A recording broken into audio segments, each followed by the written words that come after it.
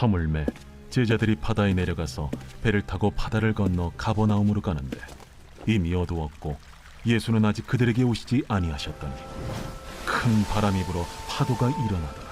제자들이 노를 저어 10여리쯤 가다가 예수께서 바다 위로 걸어 배에 가까이 오심을 보고 두려워하거늘 내니 두려워하지 말라. 이에 기뻐서 배로 영접하니 배는 곧 그들이 가려던 땅에 이르렀더라. 이튿날 바다 건너편에 서 있던 무리가 배 한 척 외에 다른 배가 거기 없는 것과 또 어제 예수께서 제자들과 함께 그 배에 오르지 아니하시고 제자들만 가는 것을 보았더니 그러나 디베랴에서 배들이 주께서 축사하신 후 여럿이 떡 먹던 그곳에 가까이 왔더라. 무리가 거기에 예수도 안 계시고 제자들도 없음을 보고 곧 배들을 타고 예수를 찾으러 가버나움으로 가서 바다 건너편에서 만나 라삐야, 언제 여기 오셨나이까? 내가 진실로 진실로 너희에게 이르노니 너희가 나를 찾는 것은 표적을 본 까닭이 아니요 떡을 먹고 배부른 까닭이로다.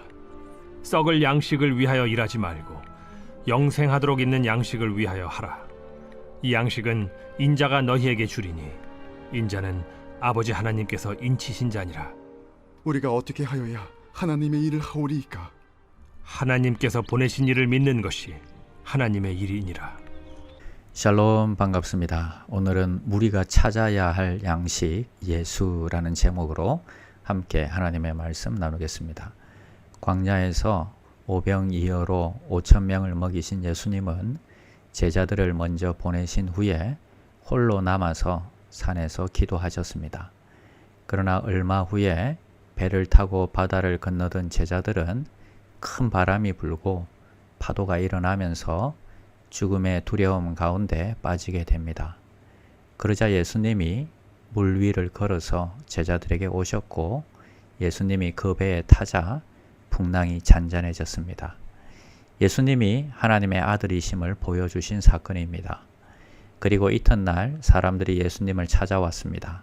그런데 그들이 그렇게 예수님을 찾아다니는 이유는 떡을 먹고 배부른 까닭이라고 주님께서 말씀하십니다.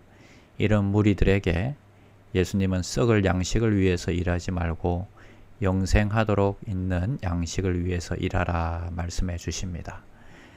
오늘 말씀에 우리가 기억할 첫 번째 사실은 인생은 이미와 아직이다 하는 것입니다.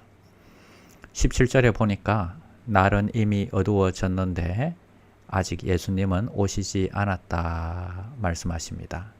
이때 생기는 게 뭘까요? 우리 마음속에 두려움과 불안함입니다. 우리의 인생 가운데 이미 어두워졌는데 예수님의 도움은 아직 안 보이는 것입니다. 인생의 바람과 파도는 이미 일어나는데 주님은 아직 안 오셨다 하는 것입니다. 혹 여러분이 이미와 아직 사이에 있습니까? 사실은 그때가 내 믿음을 보여줘야 할 때입니다. 끝까지 주님을 신뢰할 믿음이 필요한 때입니다. 두 번째는 내니 두려워 말라 하십니다. 바다 위를 걸어서 제자들이 탄 배 위에 주님께서 가까이 오십니다.